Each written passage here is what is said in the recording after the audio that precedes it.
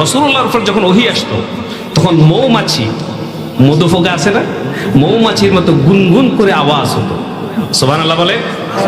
এই কোরআন যখন নবীজির উপর নাজিল হতো তখন সাহাবাই কেরাম যারা কাছে থাকতেন, হযরত উমর বলছেন আমরা শুনতাম নবীজির উপর যখন ওহী নাজিল হতো তখন গুনগুন কি যেন একটা শব্দ, মৌমাছির আওয়াজের মতো না আওয়াজ শোনা যেত। হযরত উমর বলছেন এই আওয়াজটুকুন শোনার জন্য আমরা অপেক্ষায় ছিলাম। একদিন যখন রাসূলুল্লাহর উপর ওহী নাজিল হতে শুরু করলো তখনই এই মৌমাছির গুনগুন শব্দ শুনতে লাগলো। হযরত উমর বলছেন আমরা থেমে গেলাম, আমরা স্টপ হয়ে গেলাম। নবীজির উপর ওহী নাজিল হচ্ছে।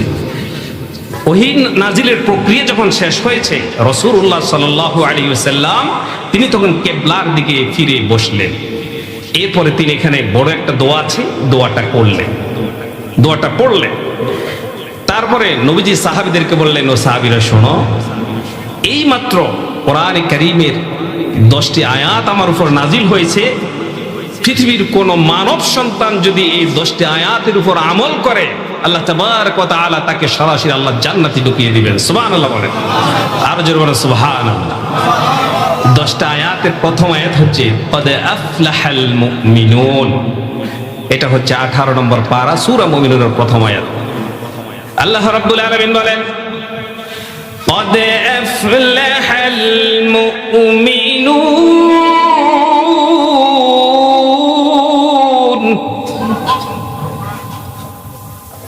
সফল হয়েছে তারা ঈমান এনেছে যারা।